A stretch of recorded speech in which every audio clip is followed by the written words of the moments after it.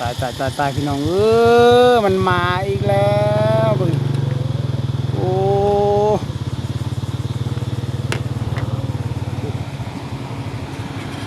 โอ้ยตุ๊ก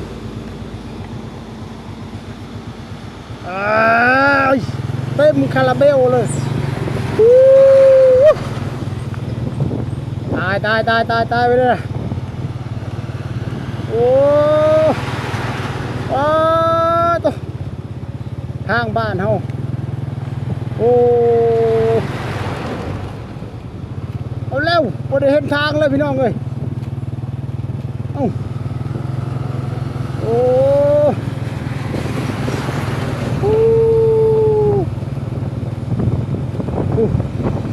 รถบ่อเล็กเลยพี่น้องเสียแก่เล็กประมาณมาในทางบ้านเป็นบ่รถเสียเราบ่ได้เห็นหุ้งนะครับจับเ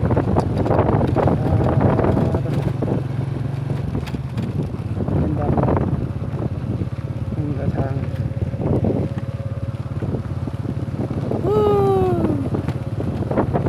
เต็มคาราเบล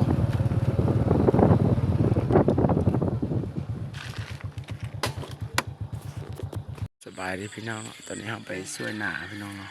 เป็นบ่อตอนเช้าช่วยหน้าแบบน้ำต้อง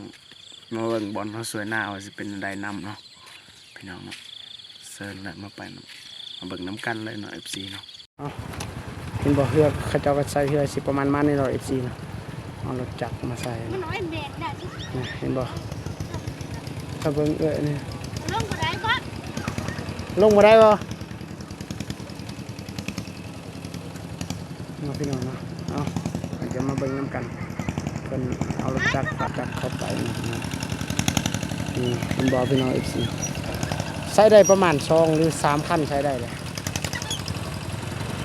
พี่น้องFC อ๋อนี่รถตัวนี้ละเฮ็ดให้เฮามากินขี้ฝุ่นโคตรเลยเบิ่งน่ะบูเอาจะมาเบิ่งน้ำกันนะพี่น้องเพิ่นใส่เรือเบิ่งนี่แล้วก็พายเอาเราเห็นถ้าเบิ่งเขาจะพายเป็นประมาณมานี่แหละเนาะบ่ได้ใส่จักรใส่แห้งโดยเฉพาะเลย10,000 กีบเนาะประมาณ 10,000 กีบ11กีบก็ประมาณ15 บาทเนาะค่าเรือเนาะพี่น้องเนาะประมาณมาในเลย FC เนาะพี่น้องเนาะประมาณ15,000 15 บาทเอาพี่น้องโอ้ขายฮอนเบื้องนั่นเลยเดี๋ยวนี้ก็รถแก่บ่อเล็กเนาะข้ามไปเจ้าทมองชินทมข้ามไปโอ้ยตายอ๋อพี่น้องโอ้ยตายเลยพี่น้องเอ้ยคุณโบ้เลยนะ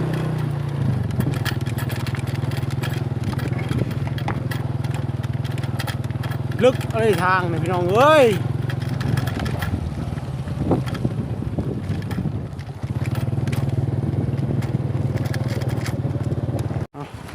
เห็นบ่เรือเขาเจ้าก็ใส่เรือสิประมาณมาในเรา FC เนาะเอารถจักรมาใส่เห็นบ่ถ้าเบิ่งนี่ลงมาได้บ่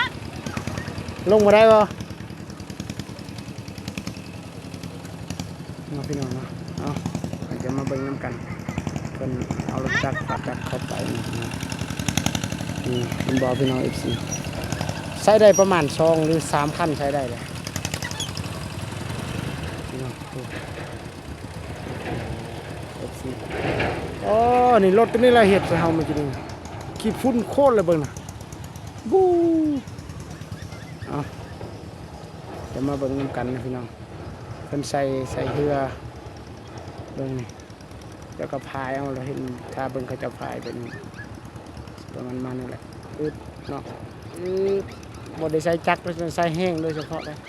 10,000 กีบเนาะประมาณ 10,000 กีบ11กีบก็ประมาณ15 บาทเนาะค่าเรือเนี่ยพี่น้องเนาะประมาณมาในเลย FC เนาะพี่น้องเนาะ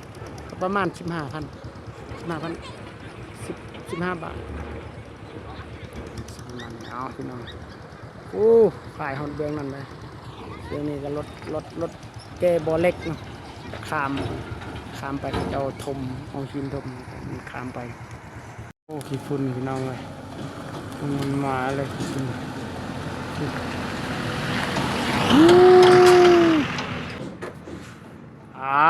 ุ่นมันจะขี้เหือไปนี่แหละพี่น้องเนาะสิข้ามบักนั่นเองเนาะใส่รถจักรเนาะ FC เนาะเห็นบรรยากาศเพราะว่ารถจักรเขาต้องใส่เหือแบบนี้เนาะพี่น้องเนาะมาเขามาแต่บ้านวังมาเนอบ้านที่เขาตักน้ำเลยพี่น้องนี่พี่น้องเหือน้อยๆนี่ข้ามบักนะรถไถไปได้อยู่พุ่นเนาะโอ้พี่น้องเลยนี่ขี่เหือน้อยใช้รถจักร2 คันนะเราจะพายเอาแบบนี้เนาะบ่ต้องใส่จักรบ่ต้องใส่ที่ยัง FC เนาะก็สิประมาณนี่แหละพี่น้องพวกเห็นว่าฝากงั้นเฮามาแต่พุ่นแล้วเมื่อกี้นี่โอ้โหพี่น้องหมู่บ้านปากพนังเนาะเมืองบัวลาภาเป็นคำม่วนภาวานั่นก็ต้องข้ามกับคำม่วนมันต้องข้ามกับจังหวัดนครพนมนะประเทศไทยนะเอฟซีนะขั้วนี่ก็น้ำเอาไปแล้วพี่น้องนี่คือจะประพายเอาเห็นบ่เอฟซี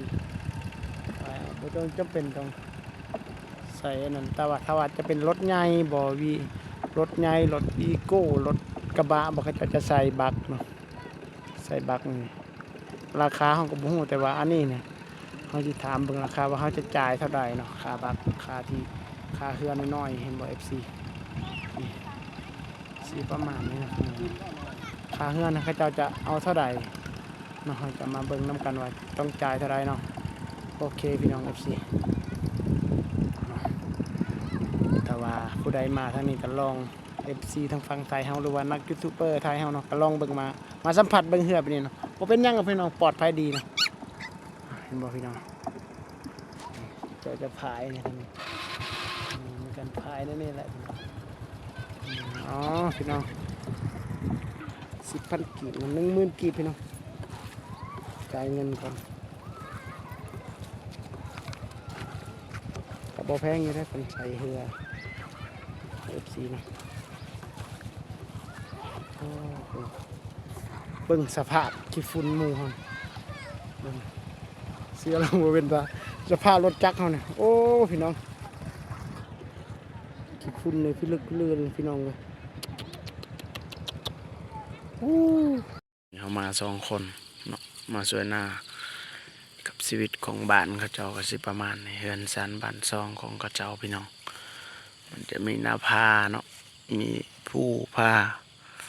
งามอะไรพี่น้องเนาะจะมาไปน้ำกันนะเอาย่างไปพี่น้องจะมาเบิ่งน้ำกันดูบรรยากาศที่เขาสวยนาพี่น้อง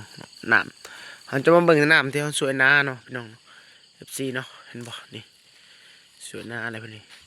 เพิ่นจะตักเอาน้ำนี่แหละนี่แหละนี่อันนี้จะเป็นน้ำซางเขาจะกินพี่น้องเนาะน้ำซางที่ชาวบ้านเขาจะตักกินเนาะเขาจะมาเบิ่งน้องเพิ่นนั่นตักน้ำนี่เพิ่นเมื่อวานนี่เขาจะมาตักอยู่นี่เนาะเต็มอันเนี้ยจะไปเบิ่งเพิ่นตักน้ำเนาะเพิ่นว่าเพิ่นตักน้ำอยู่เฮือนเพิ่นนะพี่น้องเนาะชีวิตของคนอยู่บ้านเช่นนอกเฮาก็สิประมาณนี้แหละเนาะตักน้ำเพิ่นว่าสิตักน้ำหดพักหรือตักน้ำใส่เพิ่นบ่ตักน้ำใส่อยู่เฮือนมันน้ำยากอะไรมีน้ำอยู่นี่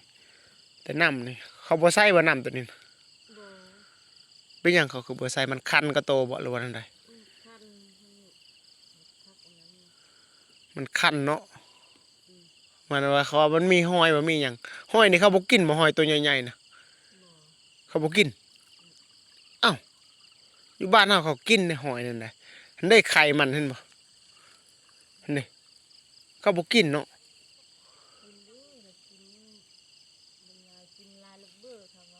โอ้เห็นเขาเจ้านั่นเขาว่าเปื่อเลยพี่น้องกินลายหอยนี่เนาะไปสัมผัสน้องเพิ่นเนาะเพิ่นตักน้ำพี่น้องโอ้ใส่ชีวิต หาบเอาได้บางคนก็ใส่กระพายใส่อันนั้นหาบเอาถ้าเบิ่งเพิ่นหาบนำพี่น้อง FC นี่เห็นใช้ชีวิตตักนำใส่แตงอยู่ครัวกินหรือว่านำหดผักหดหญ้าก็ใส่ไปนี่แหละเบิ่งใหม่เราหาบขึ้นถือว่าหนักเติบมันใกล้ได้แต่นี่หอดพุ่นนะพี่น้องตักน้ำบ่แม่ยิดดะมันตักน้ำปูมันหาบไปเลยพี่น้องแต่พังบักสูงอีกจะเจาะเป็นแบบนี้เลยเป็นมองเห็นบ่ FC นี่บ่อหนึ่งนี่บ่อหนึ่งนี่บ่อหนึ่งน้ำทั้งน้ำกินน้ำใส่น้ำอาบ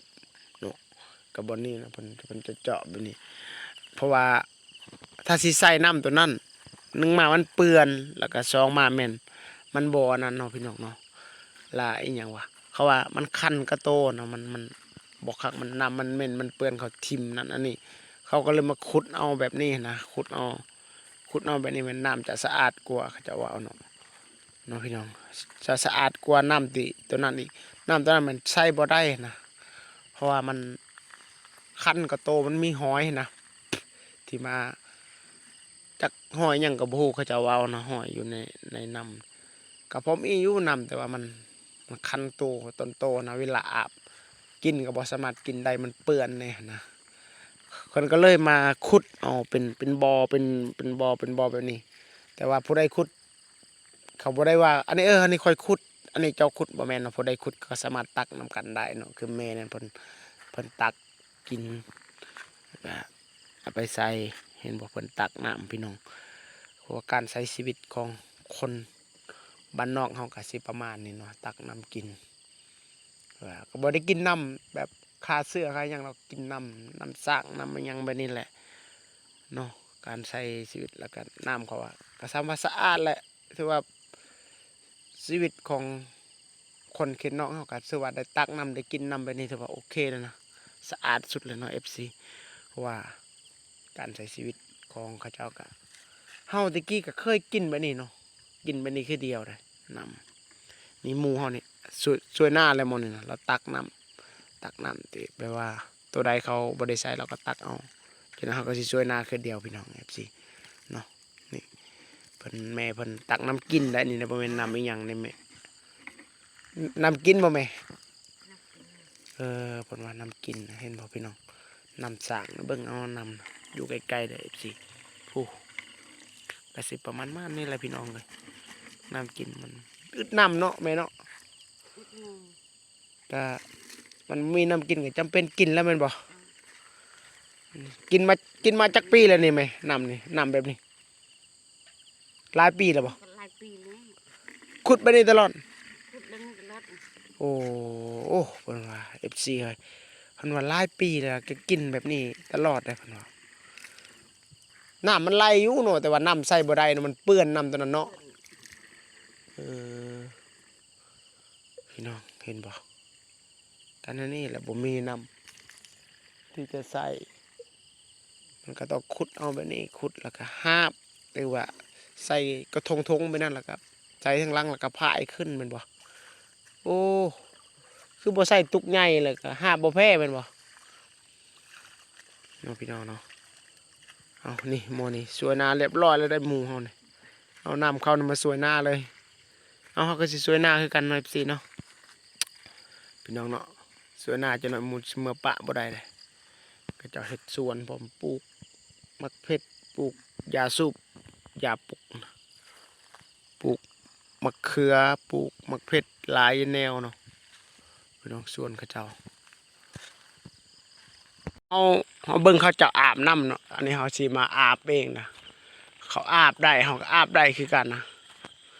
เบิ่งน้องเพิ่นตักน้ำไปถามเพิ่นว่าตักน้ำเนาะชีวิตของชาวบ้านเขาอยู่บ้านนอกบ้านนากับ FC ก็สิประมาณนี้แหละเนาะตะกี้เขาก็เคยใช้ชีวิตแบบนี้คือกันเคยตักน้ำแต่ว่าเขาบ่ได้ตักน้ำสร้างมันเป็นแบบนี้ก็เจ้าขุดเลิกๆดอกกันนะเราจึงมาตักเอาชีวิตไป แถวบ้านเขาก็สิประมาณนั้นเนาะแต่ว่าเขาก็ออกจากบ้านเขาโดนแล้วเห็นบ่เพิ่นสิหาบขึ้นแบบนี้แหละนี่ใส่กระสอบไปนี่น้องเพิ่นกำลังตักนำป้อมันออกตลอดเนาะ เอาล่ะ เออเห็นบ่พี่น้อง ได้เห็น แห้งอยู่เนาะ อืม ตับนั่งกินเลยพี่น้องเอ้ยนี่ได้มื้อนี่ขุดมาใหม่บ่ขุดอีกบ่ตอนเช้ามื้อนี่ นี่ เออ ใส่ น้ำใส่น้ำดื่มน้ำกินน้ำอาบก็ขุดแบบนี้แหละถ้าสิอาบอยู่พุ่นมันก็คันเขาเจ้าว่าอาบบ่ได้มันมีห้อยคันนั่นน่ะอยู่หั่นอยู่ในน้ำนะ นี่แหละ ชีวิตของชาวบ้านเฮาเนาะอยู่ที่เมืองบัวลำพาพี่น้องบ้านบางมะเนอบ่แม่นบ่บ้านบางมะเนอบ่เขาเอิ้นนี่ เมน พี่น้อง จุ่มบางนี่ ชุมบางมะเนอเนาะ FC เนาะอ๋อพี่น้องคลิปนี้ก็จบเท่านี้เนาะฝากพี่น้องกดไลค์กดแชร์กดติดตามให้เด้อเพื่อให้กำลังใจในการเฮ็ดช่อง YouTube เอาหมอนี่สิอาบน้ำในหมู่ได้แก้เสื้อแล้วไปอาบได้จนหน่อยค่ำแล้ว